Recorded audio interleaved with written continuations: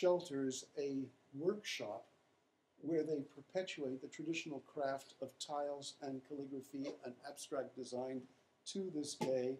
And I'm very happy to say that in 1992, with United Nations, we were able to save the workshop by fibbing, by pretending that it was training so many young refugees back from Iran to give them a craft that it had to be funded by the United Nations High Commission for Refugees and by the, what do you call it, WFP, the World Food Program. We sort of managed to put something together. Also by le PNUD, Programme des Nations Unies pour le Développement.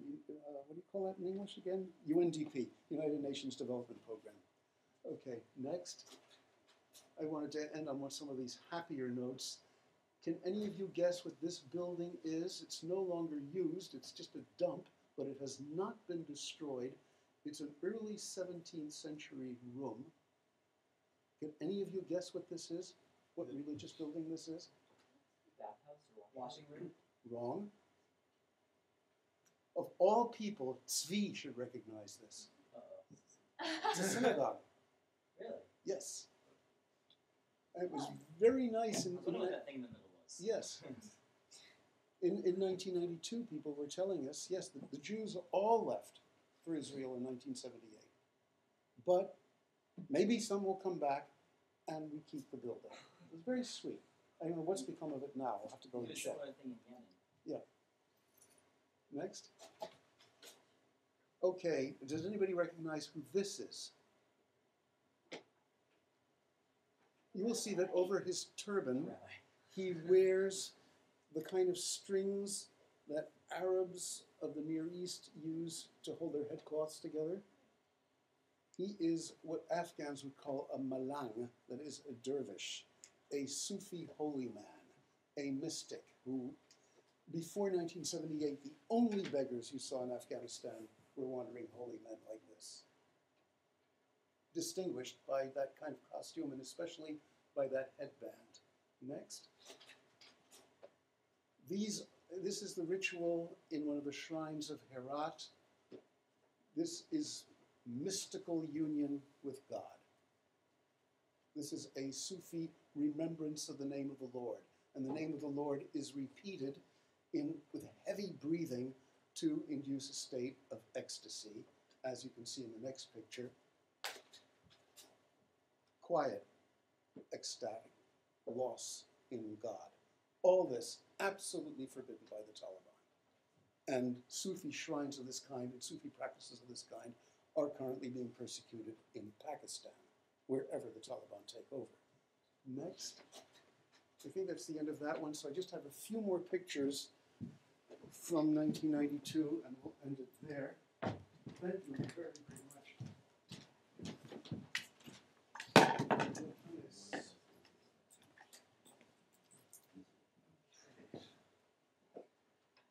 So I didn't show you Kabul, I showed you Herat instead, but it's much rarer to see.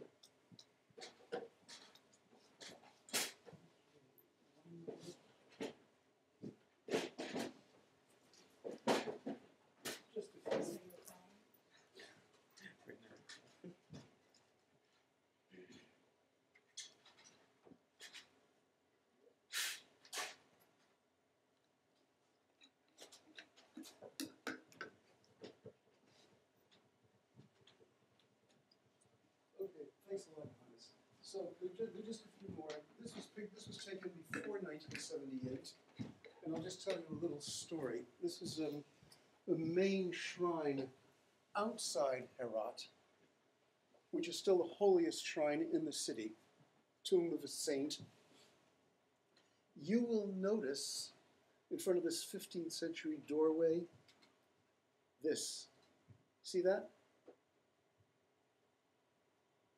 It's a sculpture. I'm going to test Azim. Actually, it represents a dog. How can it possibly represent a dog? An unclean animal in front of an Islamic shrine? Do you have the explanation for this? No. Okay. In the tourist guides before 1978, we were told this probably represented the architect showing his humility in front of the shrine. Nonsense. Even if that was the intention, it has a deeper symbolic meaning. Anyway, during the Taliban occupation of the city between 1995 and 2001, at the United Nations, we were told that this and many other works of art had completely disappeared. So we assumed that this sculpture had been destroyed by the Taliban. Watch what happens next. Okay, this is the entrance to the shrine, some of the tile work, pictures of political leaders, Burhanuddin Rabbani, Ahmad Shah Massoud, and Ismail Khan, so you can tell we're among Tajiks here. Okay, next. Okay, there's the picture, clearer, of this kind of very stylized dog. You still don't understand what it means, Azim? Okay, when I went to see my friends at the great mosque in Herat, right after the city was, freed from the Taliban, in early 2002, I asked them, what has become of this particular sculpture? Has it disappeared? And they said, at the mosque. Oh, Sikandar Khan will only tell you if you can tell us what it means. Wallah, Ustaz said, my lord, I think it can only possibly mean the dog who is mentioned in the 18th surah of the Quran. Does that ring a bell yet? Ashab-e Kahf? Oh, yeah, okay. Sage Ashab-e Kahf? The dog of the companions of the cave? Yeah. The 7 holy people who were fleeing a pagan persecution with their pet dog. And God, in his mercy, allowed them to fall asleep inside a magic cave and then hid the mouth of the cave from the pagan persecutors. 200 years later, these people woke up, even 300 years later, according to the Quran, at a time when the whole area had converted to the true faith. And the 7 sleepers of Ephesus emerged with their pet dog.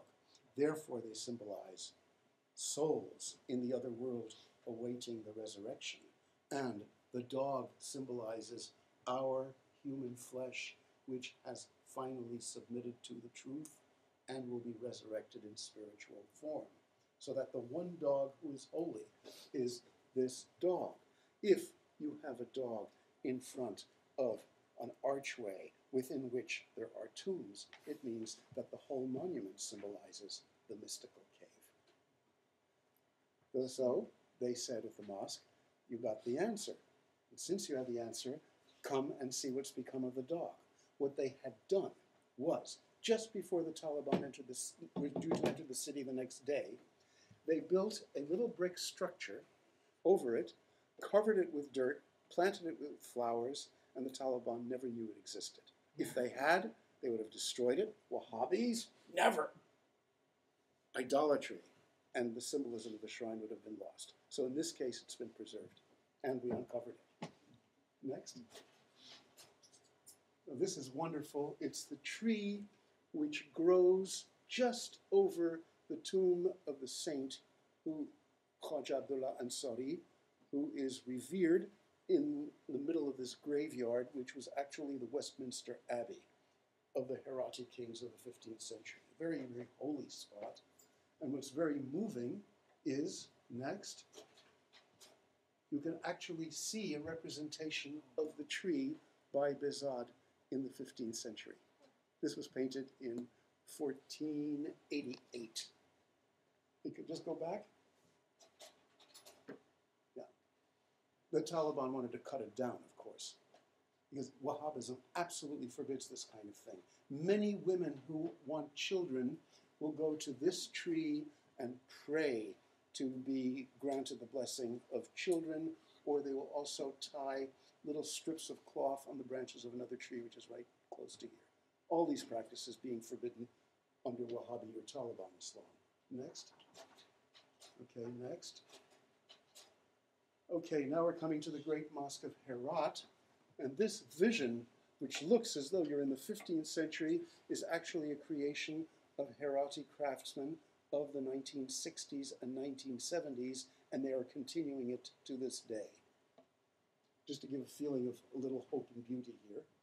Next. That's the great Mosque of Herat, represented by the painter Sheikh Zada in 1528.